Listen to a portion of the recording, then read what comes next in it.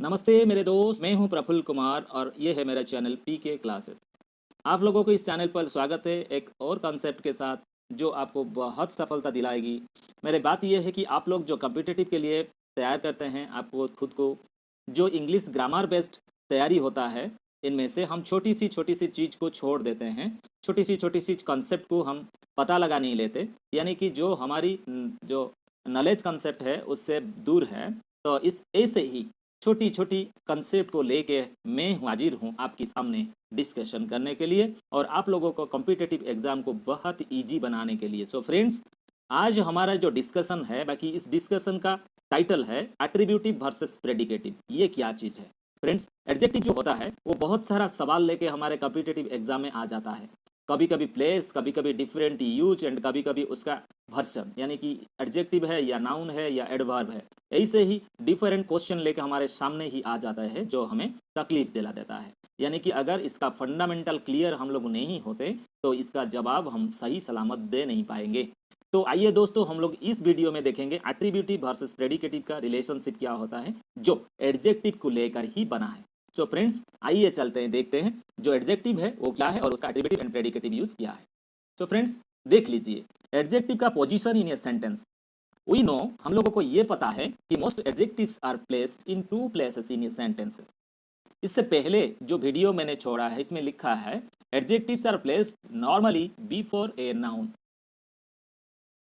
Friends, this is also a right statement that all the adjectives placed before nouns.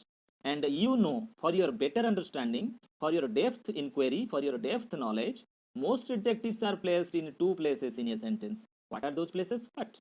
वो क्या है? यानी कि वो दो places है, जो one है attributive and the second one is predicative. What is attributive and what is predicative? ये वाला चीज को आज हम समझेंगे. What is attributive and what is predicative use of adjective. So friends, having no let us move to the detailed discussion now. Friends, देखिए, मैंने अभी एट्रीब्यूटिव यूज का डिस्कशन करने जा रहा हूं जिसमें लिखा है कि all the adjectives used before a noun is called attributive use of adjectives. जो नाउन से पहले एडजेक्टिव यूज होता है उसका प्रयोग जो होता है, ये प्रयोग को हम लोग क्या बोलते हैं, यानी कि एट्रीब्यूटिव यूज बोलते हैं। देख लीजिए, तीन सेंटेंस सामने आपके लिए लिखा हुआ है। इधर a beautiful girl, our new headmaster, the rich shopkeeper, these are phrases. Okay, so the girl is here, it is noun, and before it there is the adjective called beautiful. Beautiful is used before a noun. Here new, the adjective is used before headmaster, the noun. Shopkeeper is the noun and rich, the adjective is used before the noun, that is rich. So rich, beautiful and new, ये तीनों adjective noun से पहले ही use हो चुके हैं, यानी कि इसे क्या बोलते हैं ऐसे यूज को? This is the use called attributive use of adjective. Is that clear? So friends, इस बार आप लोग समझ चुके होंगे कि एट्रीब्यूटिव यूज ऑफ एडजेक्टिव मतलब क्या होता है। तो फ्रेंड्स, आइए समझ लेते हैं एट्रीब्यूटिव के बाद जो प्रेडिकेटिव यूज ऑफ एडजेक्टिव क्या होता है। सो फ्रेंड्स, आइए देख लेते हैं पहले predicative use of adjectives. This is predicative use. In some cases, let us know, in some cases we use adjective after some linking verb like be, seem, become, look, etc. be, seem, become, look. ऐसी इसी तरह की linking verb के बाद हम लोग adjective को use करते हैं।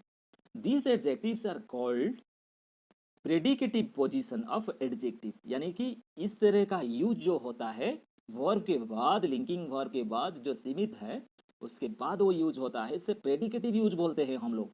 तो समझ चुके होंगे शायद। तो let us discuss with some example what is predicative use of adjectives my dear friends.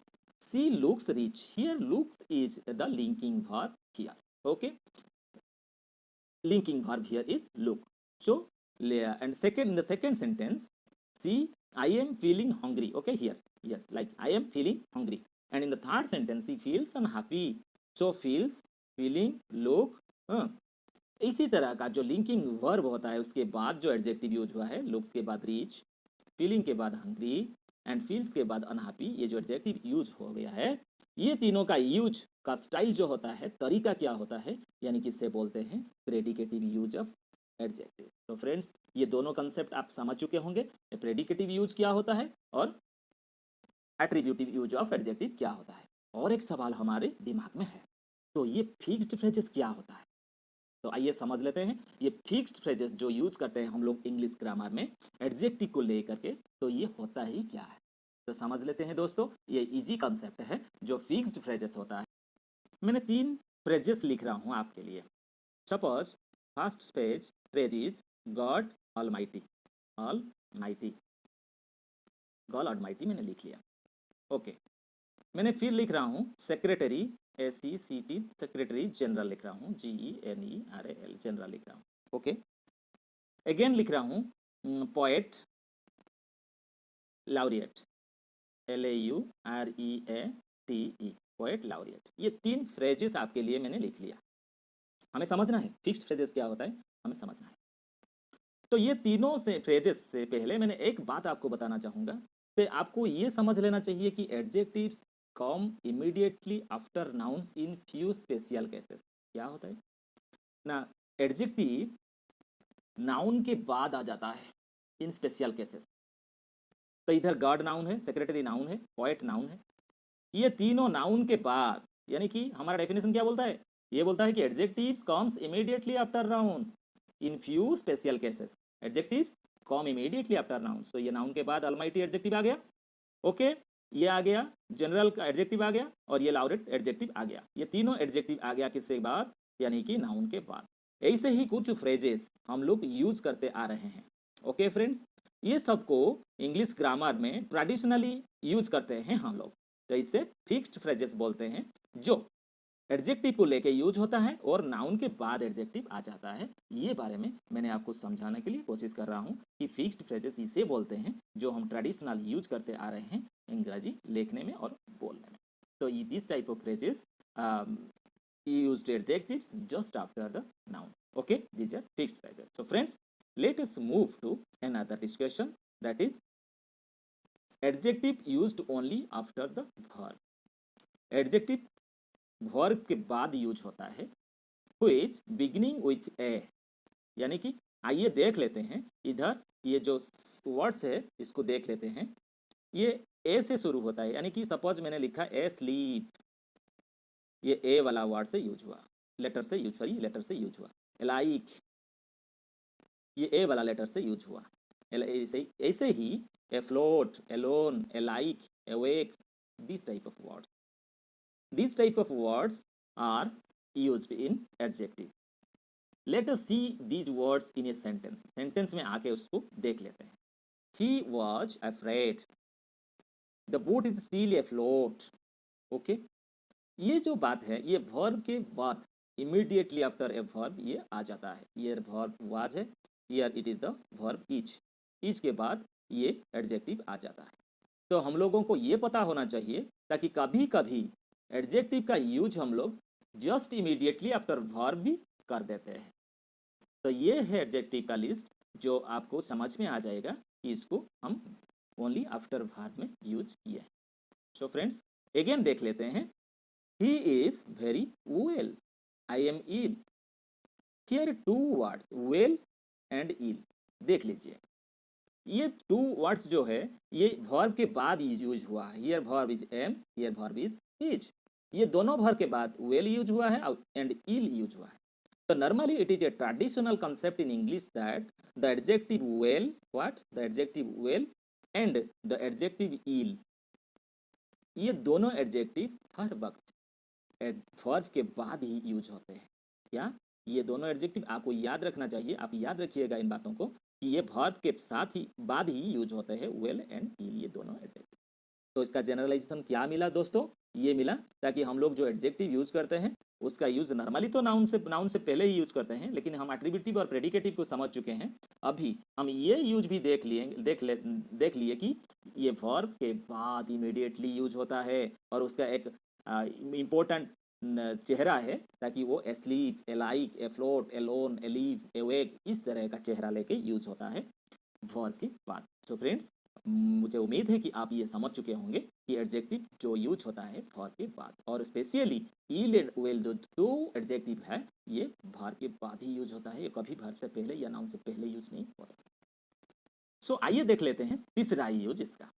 तो आप लोगों को पहला यूज एट्रीब्यूटिव और प्रेडिकेटिव के बारे में पता चला, दूसरा यूज वर्ब के बाद and special use of well और इल ये बारे में भी पता चला। तो तीसरा यूज के बारे में आइए सोच लेते हैं। वी हैव 3 सेंटेंसेस एंड उसको हम लोग एनालिसिस करके समझ जाएंगे। तो ये कैसा यूज है जो verb plus object plus adjective होता है। वर्ब होता है, उसके बाद ऑब्जेक्ट होता है, verb plus object plus ADJ यानी कि एडजेक्टिव। ये यूज कैसा होता है तो आइए समझ लेते हैं। He will seat her hair, get her hair, he will get her hair straight. ये वाला चीज हम लोग यूज करते हैं, get her hair straight. I will get my car ready, did he made you unhappy. So here straight is adjective, ready is adjective here in the sentence, unhappy is an adjective in this sentence. So यहाँ verb कौन सा है? Get is the verb, main verb. I will get is the main verb with the modal auxiliary, will is the modal auxiliary, you know, will is the modal auxiliary, you know. Did is the auxiliary verb and made is the, did he make us? It is, did he make you unhappy? Did he make you unhappy? The correct word is make. Did he make you unhappy? Okay. So here make is the verb.